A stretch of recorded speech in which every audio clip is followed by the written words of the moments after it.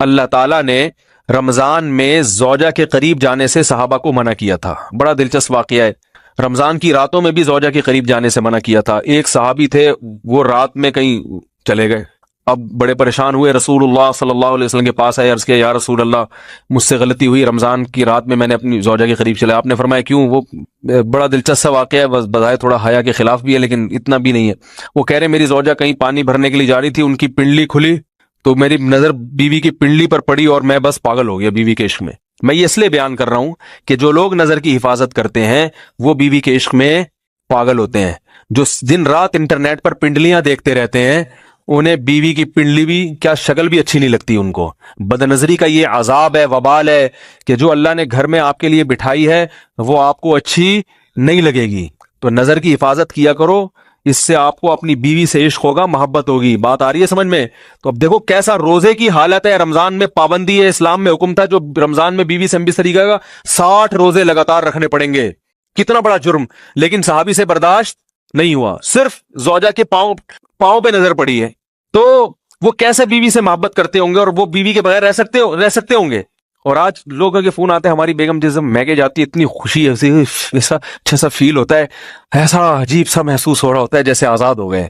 تو میں کہتا ہوں ظاہر ہے اب تمہیں موقع مل گیا کنڈی لگانے کا، ٹھیک ہے نا، اور آنکھ مٹکے کرنے کا، تو خوش تو ہوگے. تو یہ بھی ایک عذاب ہے جو لبرل لوگ نے جس عذاب میں ڈالا ہوا ہے نا، اس میں عورت کے حقوق نہیں ہے. عورت کے حقوق نظر کی حفاظت میں اور عورت کے پردہ کرنے میں ہے. جب مرد باہر نکلے گا سب پردے میں ہوں گی تو آئے گا کس کے پاس؟ بیگم کے پاس ہی آئے گا. تو اتنے منہ کالا کرنے کے راستے کھول دیے ہیں تو ظاہر ہے پھر کامیاب ازدواجی زندگی نہیں ہوتی. تو نبی کے پاس آئے، عرض کیا یا رسول اللہ میں برداشت نہیں کر پایا. تو آپ مسکرا دیے. تو وہ نبی کے پاس گئے، یا رسول اللہ ایسے ہوا، مجھ سے غلطی ہو گئی. تو آپ نے فرمایا کیوں؟ فرمایا ایسا ہو گیا تھا. تو آپ صلی اللہ علیہ وسلم نے فرمایا 60 روزے رکھو لگاتار. انہوں نے فرمایا ایک کی طاقت نہیں ہے، اس میں یہ ہو گیا 60 کیسے رکھوں گا، نہیں ہے طاقت 60. آپ نے فرمایا ٹھیک ہے پھر 60 غریبوں کو 2 ٹائم کا کھانا کھلاؤ. فرمایا اس کی بھی طاقت بولو بھائی نہیں ہے. اتنے میں ایک صحابی لائے کوئی چیز صدقہ کرنے کے لیے. تو آپ نے فرمایا چلو اصل حکم تو یہی ہے کہ 60 روزے یا پھر 60 غریبوں کو کھانا، وہ نہیں تو چلو فی الحال ان کو تنبیہ کے لیے کچھ ان سے صدقہ کروا لیتا ہوں. فرمایا چلو یہ فلاں خیرات کی ایک چیز لے کر آئے ہیں، تم یہ لے کے غریبوں میں بانٹ دو. انہوں نے فرمایا مجھ سے زیادہ غریب پورے مدینہ میں بھائی کوئی بھی نہیں. آپ صلی اللہ علیہ وسلم مسکرانے لگے. فرمایا جاؤ کھاؤ اور بچوں کو کھلاؤ. اور بھائی غلطی بھی ہوئی اور گھر میں راشن بھی آ گیا.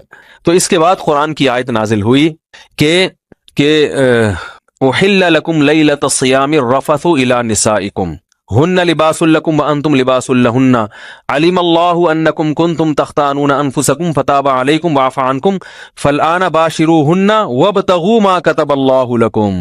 فرمایا اللہ کو بتایا کہ تم اس حکم پر عمل نہیں کر سکتے، لہٰذا رمضان کی راتوں میں تمہیں اپنی بیوی کے پاس جانے کی اجازت ہے، لہذا ان کے پاس جایا کرو اور اس اولاد کو تلاش کرو جو اللہ نے تمہارے مقدر میں لکھ دی ہے.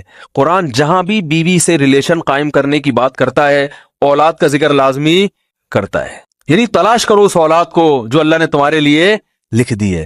ما کتب اللہ لکم، ما کتب اللہ علیکم نہیں ہے. علا کا مطلب تمہارے خلاف، لکم کا مطلب تمہارے فائدے کے لیے. لام عربی میں نفع کے لیے آتا ہے، علا عربی میں ضرر اور نقصان کے لیے آتا ہے. فرمایا یہ نہیں کہ اس اولاد کو تلاش کرو جو بطور پینلٹی کے اللہ نے تمہارے متھے لگا دی ہے، جو اللہ نے تمہارے فائدے کے لیے لکھ دی ہے. اس سے پتہ چلتا ہے اسلام اولاد کی کثرت پہ کس قدر حریص ہے.